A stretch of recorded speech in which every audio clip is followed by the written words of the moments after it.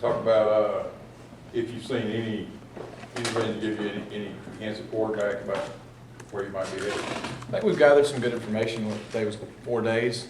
We've gathered some good information, but we're nowhere near anywhere trying to make any decisions at this point. What we've been really trying to do, and I think the hardest thing is when you got 4 guys and you're trying to all really evaluate all 4 of them to give them the right amount of reps and looks to where we can evaluate them and give them those fair shots. And I think we've been able to do that, though. I mean, really to the point where we've thrown a lot of balls in the last 4 days. And, you can tell there's great carryover from the older 2 guys that were here in the spring, and the younger 2 guys are real eager.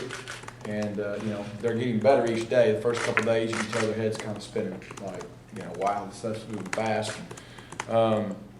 But the last 2 days, I've noticed in particular, it's really starting to slow down for them. They're starting to grasp the system enough to where now they can play ball a little bit. They're not thinking as much. They're still thinking a little bit in some areas, but they're getting closer to where I think they can turn it loose and do what they're capable of. Have the new guys at quarterback gone up to the guys that have been here a while yet? Or is that Yeah, no, not yet. I mean, you got guys that got 15 days in the spring and the majority of the summer. But I will tell you this.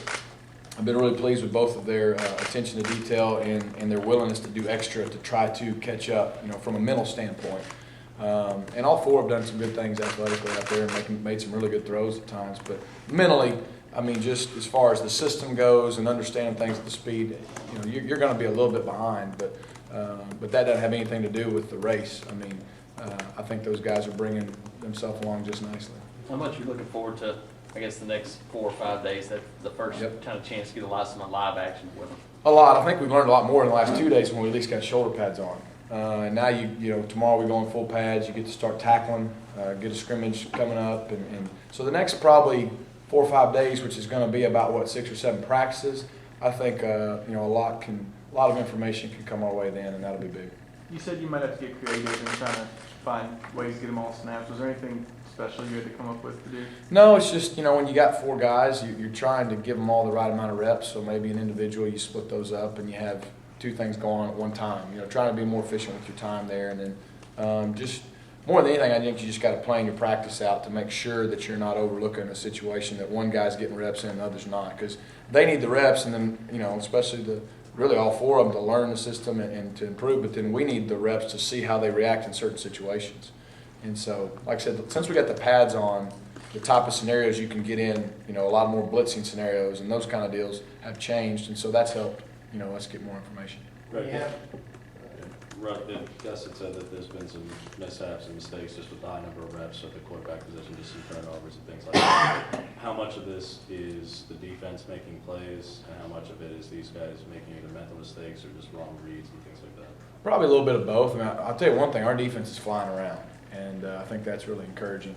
And, I think today they were really getting after it. And, the other thing, I mean, with 4 days, it's 4 days into practice. For 2 guys, they've had 4 practices. They're picking up a system. So that stuff's going to happen. Oftentimes, it's been more just because, it was mental that, hey, it's maybe his first rep ever live with that play. Things are going to happen like that. The thing that's been positive is very rarely have we made the same mistake twice. So that's been good. When obviously you have a wide open quarterback battle, you have 4 candidates for it. How much easier does it make it when you know who your left tackle is going to be? You know that he's a guy that you can rely on, regardless of who your quarterback is, to protect his blind side. Yeah, it's nice to have some answers, some questions answered already without a doubt. And, we've got some guys that are stepping up. I mean, most positions are still pretty open. We've got guys competing across the board. But Greg has had a good spring, he's had a good summer, and we're looking forward to big things out of him. And you're right, no matter who the quarterback is, they're going to feel good having some of those guys like Greg and Reese that have played and they're experienced veteran guys up front at key positions. And that helps when you're trying to decide important position battles to have some, I don't know if you'd say decided, but pretty solid situations. That's good. Does that offensive line have stability right now? Obviously, 4 returning starters, I mean, it would seem to on paper.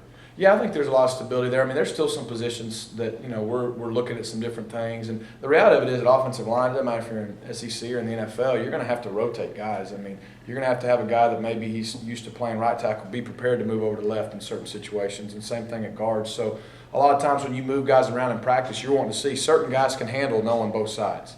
Other guys are better at just one side, and so that's the kind of things you're trying to figure out. CJ was saying that Melvin Ray and Jalen Denson were working a little bit more at that tight end spot, and who have you had in there since Ricky was dismissed between the tight end and the H-back spot, particularly at H-back behind Jay? Well, now Melvin and Jalen have really been working at our slot receiver spot, so they haven't been playing hand-down tight end any. You know, we've got Jay. CJ is one of those guys that works there quite a bit now, and then Gage Batten is another one who's been getting a lot of reps there. So we feel good about the depth there and getting some of those guys reps, especially Gage and CJ lately. And then, you know, Melvin and Jalen have played, you know, Jalen we've moved around, and Melvin too, to be honest with you, to the boundary and some of that slot receiver spot. Let's talk about the wide receivers as a whole. What have you seen out of those guys so far? A little bit of inconsistency. You know, I do see improvement. We got guys that are playmakers. Now it's just a matter of, you know, those guys deciding they want to be playmakers every day.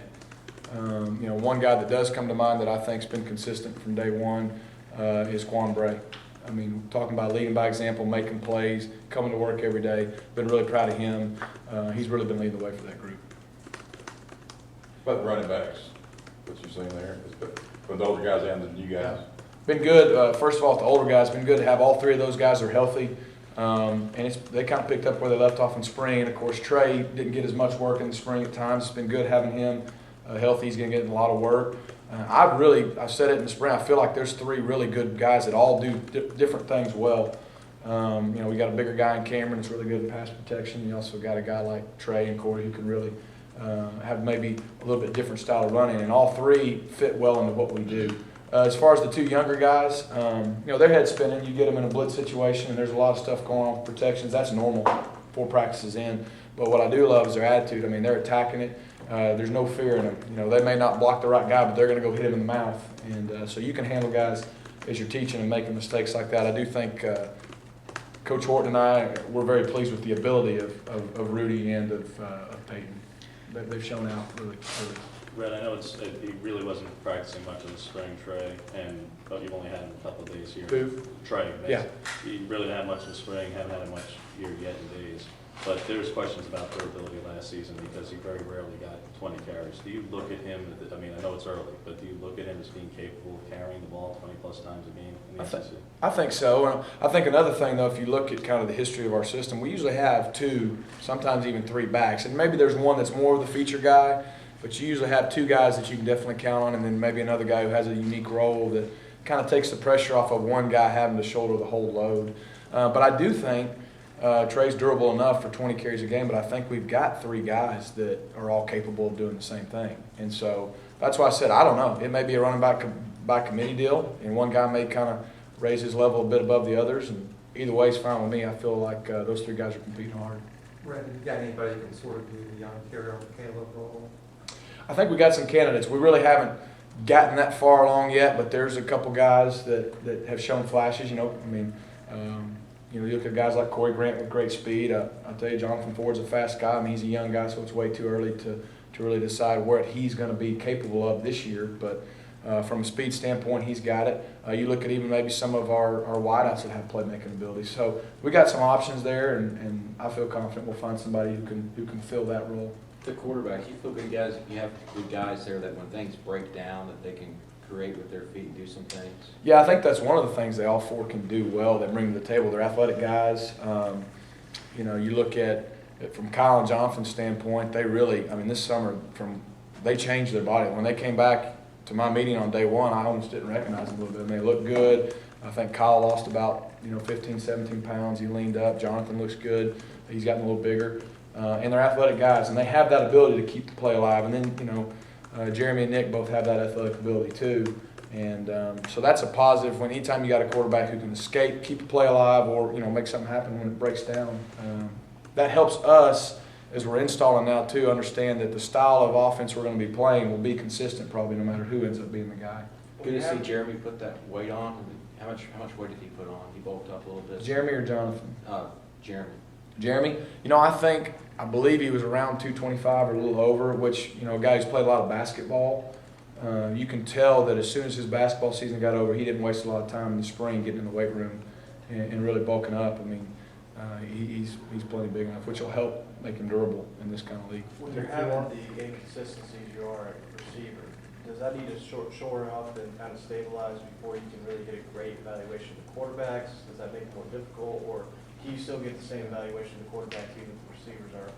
Well, and it's not just wideouts. I mean, we were inconsistent times. I thought the first 2 days were decent. I thought yesterday we had some ups and downs, some good moments. Today I felt like we were a little out of sync. Just to be honest with you, I don't know if it's day 4. I don't know if the defense just had the better day. Those things happen. That's normal.